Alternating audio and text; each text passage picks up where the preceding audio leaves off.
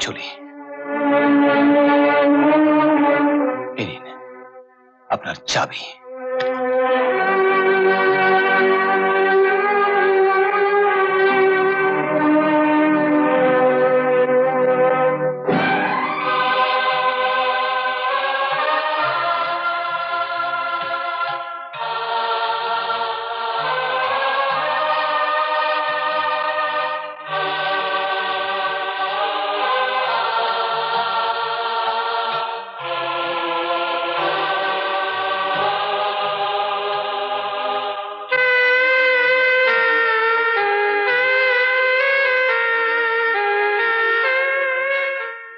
বাবা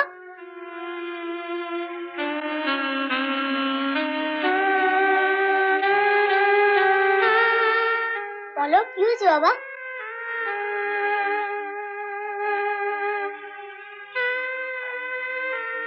বড় লোকেদের ব্যাপার স্যাপারই আলাদা।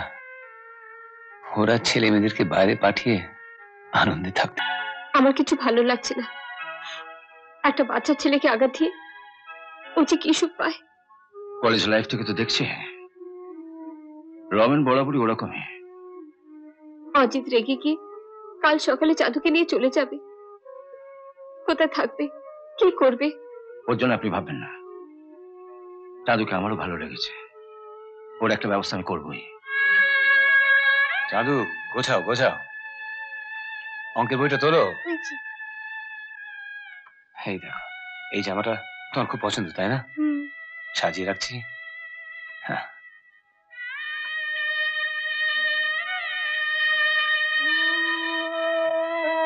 কি ডাক্তারবাবু আপনি?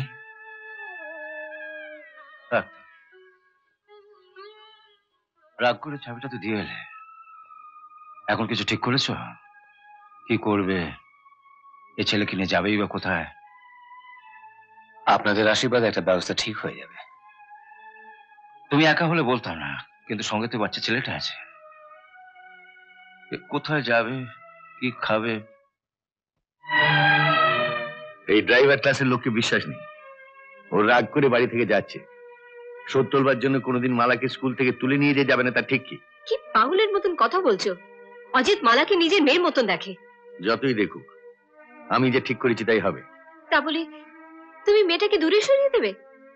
জলে তো ফেলে দিচ্ছি না। দার্জিলিং হিলটপে আমার বন্ধু অলোকের স্ত্রী প্রিন্সিপাল। আমি তাকে বললে তিনি নিশ্চয়ই মালাকে ভর্তি করে নেবেন। কিন্তু কিন্তু মালা যে। আমি দার্জিলিং যাবো মা, তুমি বারণ করো না। আমি এখানে থাকতে চাই না। মালা, আজ গর্ভবতী লোকের সামনে যে প্রতিজ্ঞা তুমি করে এলে, সেটা পালন করতে গেলে কিন্তু ছেলেকে বাঘের বাচ্চা তৈরি করতে হবে। আর তার জন্য যদি টাকা লাগে তো। মাফ করবেন ডাক্তারবাবু, এই ছেলেটিকে মানুষ করার জন্য আমি কারোর কাছে হাত পাততে রাজি নই। তুমি ওভাবে নিচ্ছ কেন? লোকে তো ব্যাংক থেকেও টাকা নেয়, আবার শোধও করে দেয়। তেমনি আমি তোমার টাকা দিচ্ছি, তুমি একটা ট্যাক্সি কেনো, তারপরে আস্তে আস্তে শোধ করে দেবে। এ তো লজ্জার কি আছে? ডাক্তারবাবু আপনি শুধু ওর মাথায় একবারটি হাত রেখে আশীর্বাদ করুন, দেখবেন সব ঠিক হয়ে যাবে।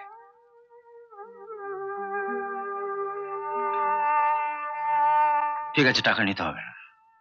এখন শুধু বলো তুমি উঠছো কোথায়?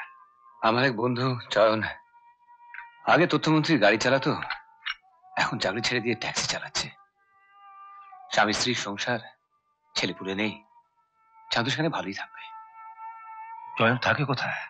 না মানে আমার যদি মাঝে মধ্যে চাঁদুকে দেখার ইচ্ছে হয়, অফকোর্স তোমার যদি আপত্তি না থাকে। কি বলছেন ডাক্তারবাবু? নিশ্চয়ই আসবেন, 100 বার আসবেন। চয়ন থাকে চেতলায়, 21 B Chetla road, Durgapur bridge পেরিয়েই ঠিক ডান দিকে।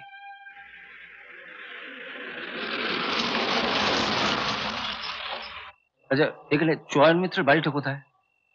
যে আগে তথ্যমন্ত্রীর গাড়ি চালাতো আর কি। আগে এগিয়ে গিয়ে বাঁ দিকে সাদা বাড়িটা। ও থ্যাংক ইউ থ্যাংক ইউ।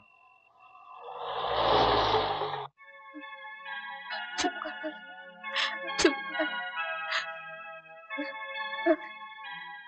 বড় মা,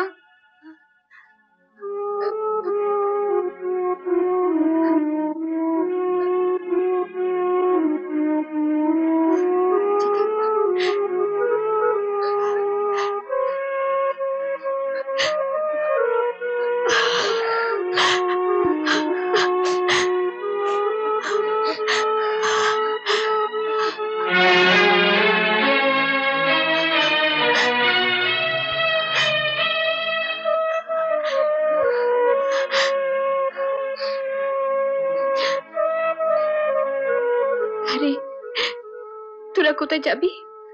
বাবার এক বন্ধু আছে জয়ন কাকার বাড়ি, তার বাড়ি গিয়ে উঠবো। যতদিন না তোমার একটা কিছু ব্যবস্থা হচ্ছে ততদিন তুমি এই ছেলেকে নিয়ে আমার এখানেই থাকবে। হ্যাঁ, ভাবছি যদি একটা সেকেন্ড হ্যান্ড ট্যাক্সির ব্যবস্থা হয়। আজকাল তো শুনেছি ট্যাক্সি কেনার জন্য ব্যাংক থেকে লোন পাওয়া যায়, কি বলো? আমিও তাই শুনেছি। আচ্ছা, আমার কাছে অল্প স্বল্প টাকা আছে, তা দিয়ে যদি একটা কোনো ব্যবস্থা হয়। ব্যাংক অফ বরোদার কালীঘাট ব্রাঞ্চের ম্যানেজার আমার খুব জানাশোনা, আমায় খুব ভালোবাসে। তা চলো না মাকালির নাম করে একবার যাওয়া যাক। কি ব্যাপার, 11টা বেজে গেল এখনো তো? আপনাকে তো আগেই বলেছি, অজিতবাবু গরিব হতে পারেন কিন্তু ওনার একটা আত্মসম্মান বোধ আছে। ছেলেকে মানুষ করার জন্য কারোর কাছে কোন রকম সুযোগ নিতে চাইবেন না। অনেক ভেবে একটা বুদ্ধি বার করলাম, যাতে সাপও মরে লাঠিও না ভাঙে। কাল রাত্রে আমি ওনার বন্ধু চয়নবাবুকে সব বলে এসেছি, যেমন করে হোক উনি যেন অজিতবাবুকে সব বুঝিয়ে এখানে নিয়ে আসেন। আজকের যুগে এমন মানুষ পাওয়া। আপনি একটু সাবধানে কথা বলবেন, মানে আপনার কথাবার্তা উনি যদি ঘোলাক্ষরে জানতে পারেন যে আমার গ্যারেন্টিতে ওনাকে টাকা দেওয়া হচ্ছে, উনি কিন্তু নিতে চাইবেন না। আপনি নিশ্চিন্ত থাকুন, উনি বুঝতেই পারবেন না। হ্যাঁ স্যার, চয়ন মিত্র নামে এক ভদ্রলোক দেখা করতে এসেছেন। উনি কি একাই এসছেন?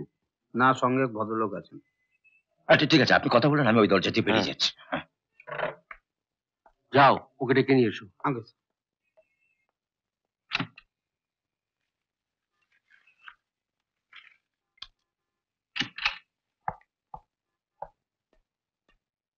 আসতে পারি?